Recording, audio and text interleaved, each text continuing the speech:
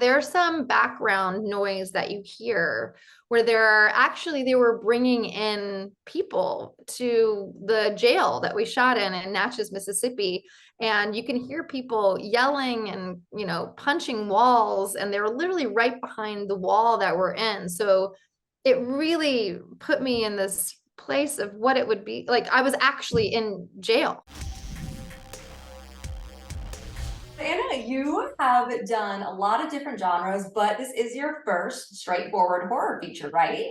Yes, this is my very first horror feature in the leading role, hopefully not my last.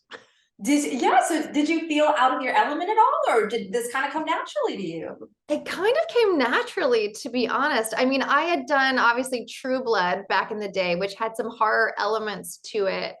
But I've always wanted to be in a horror movie, and this script was so different and it's such an elevated type of horror that I had never read anything like it before. So I knew if I was going to do one, this should be my first one, and I'm very, very, very excited about it. Yeah, I was going to ask you about that because I mean, what really made you decide, now is the time to do a film like this? It was just the script that stuck out to you? Definitely the script and also the character. I have been very lucky to have a great, fantastic working career as an actress. A lot of the time, though, I do get to play like similar types of roles. So this is something that I've been looking for. I've been looking for something that is can show another side of my acting that I've just been dying to experience for a really long time. It's definitely different. It's scary. There's a lot of depth to Cora. She's a challenging character, which I was very excited about playing, and just really thrilled when I read the script because it was like something I had never read before. As you just mentioned, something that I really appreciated about the narrative was the slow build and the time taken to really make Cora a fleshed out character. Because, a lot of horror films do kind of jump straight into the scares and the action and they don't dive into the lead like this. Mhm. So, that did play a part in your interest in the role. Definitely, because the movie starts out, you get to see a lot of Cora's backstory. You get to see where she's from, what she's dealing with. She's an ex-addict. It actually does take a while. We have hints of the things that to come. There's some flashes on the screen to keep you on the edge of your seat. But you're right, it is a slow build. So we get to really become invested into Cora, hopefully, and into all of the other characters to where you're really following them as human beings on this journey, which I think actually enhances the terror that you should be feeling towards the end of the film because you really feel like these people are your friends. You can relate to them. You know so much about them that I think it only enhances the fear that you begin to feel when they're in danger. Yeah, I mean, it's a heavy film for a lot of reasons. I mean, there's the supernatural aspect, but so much of this is real. Like Cora's addiction is a villain she's facing in itself. Can you just give a little bit of insight about what work you did to prepare for that mindset? Yeah, definitely. I mean, I'm not an addict. Thankfully, I'm not a drug addict of any kind, but I definitely have had friends in my past and people that I've known who've been addicted to things. I watched actually a lot of intervention, to be honest, when I started preparing for the role. And there was one particular story about a woman who was about my age who was a heroin addict. So I got to see what it was like for somebody, the things they go through, just the mood that they're in, and the struggles and the reasons why people become an addict. And we don't really delve into why Cora has become an addict, but I have my own backstory for things like that. But also, you get to see that she decides to give up her addiction in order to get her son back. She makes this deal with herself, and she says that in the group therapy scene that she wants to be sober by the time her child comes back to her. And I think that just goes to show how important it is and the lengths that she will go through to see her son again. And that includes probably one of the hardest things in her life, which is to give up her addiction to drugs, which really then sets the stage for all of the other things that she's willing to do and put herself through in order to get to see her son again. Yeah, there is that horrifying element as well of a mother losing her son and not even having a real sense of closure. Was there something that you drew from to portray that believably? A lot of actors, use substitutions like, oh, my dog died, or this is how I feel when this person. I'm not really like that. I mainly put myself in the actual shoes of the character and figure out, I look at Trey, the young actor playing my son Noah, and I like love him. I figure out things that I love about him, the way he looks up at me with his big green eyes, or his voice, or the way he holds my hand as we walk to and from set. And I really think, what would happen if this sweet, beautiful little boy was somehow gone and taken, from the world. And just that feeling alone is enough to emotionally charge me in order to feel like, what if I was responsible for the disappearance of this beautiful little child?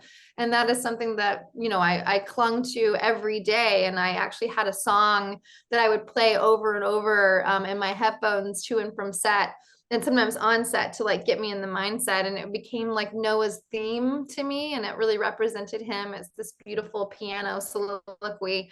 But those things really fed me every day. And I would definitely isolate myself more on this set than I ever have before in other things. A lot of the other movies or projects I've done in are, they're comedies, and you have to like improv with the other actors. But this one was so different that I really kept to myself a lot. And the cast and crew were very, accepting of that and encouraging of that.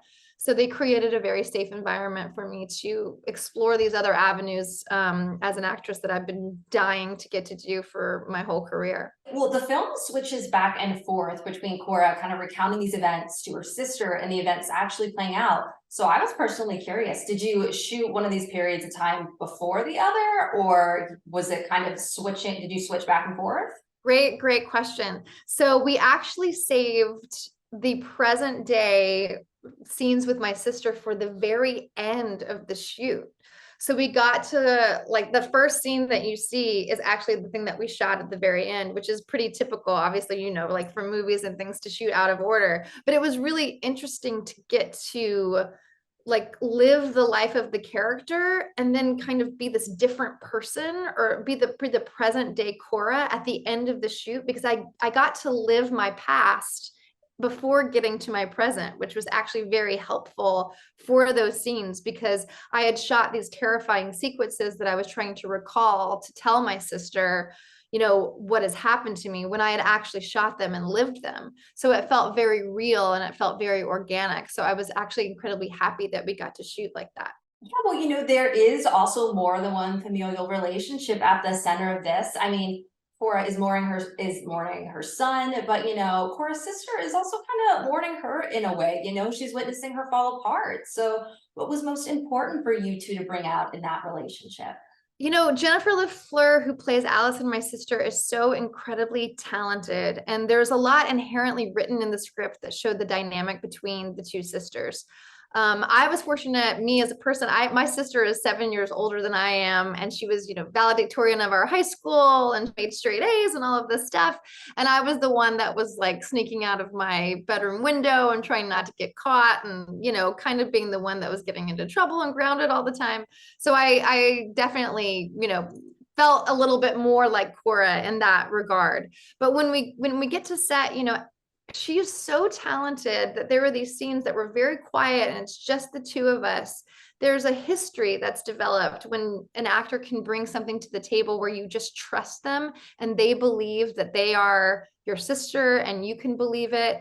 And there was this really beautiful, seamless, organic dynamic that we developed with each other. So I felt like it really translated when I saw the scenes. And those were some of the scenes I was the most not afraid of, but they were the hardest scenes, because I was at my rock bottom. Cora is at her rock bottom during those scenes, and we actually shot most of those scenes in a working prison. So there's some background noise that you hear where they were bringing in people to the jail that we shot in Natchez, Mississippi.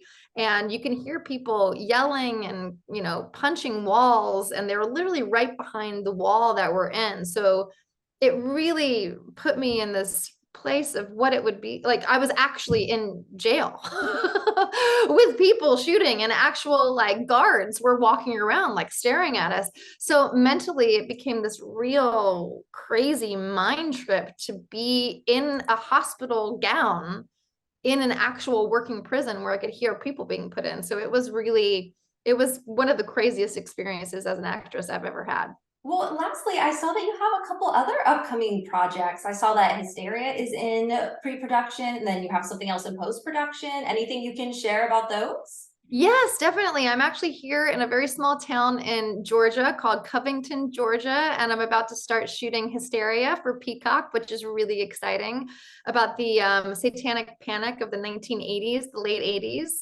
And I've had my hair and makeup test, and it's very exciting. The character that I get to play is very religious, and she becomes this sort of strong force in her small town, and she's fighting to keep this kind of music from reaching her teenage daughter's ears, and other things happen, but she's going about it in very questionable and objectionable ways. And then there's a really funny stoner comedy called Nuked that is in post-production right now. It's very, very funny. It's about a group of 40 somethings turning 40, and it's their birthday party, and they're having an edible weed dinner party, and chaos ensues when they think a nuclear bomb is headed for them, and it's their last night to be alive. Oh So my it's goodness. really, really funny. That sounds incredible. Very different things. All right, definitely looking forward to it. Thank you so much for chatting with me. I absolutely love this film. I thought it was great. Oh my gosh, Especially thanks. Thank you so much. congrats It on means your so first much to tour. me. Thank you. Thank you for taking the time to speak with me today. Of course. All right. Well, thank you guys so much. You have a good one. You too.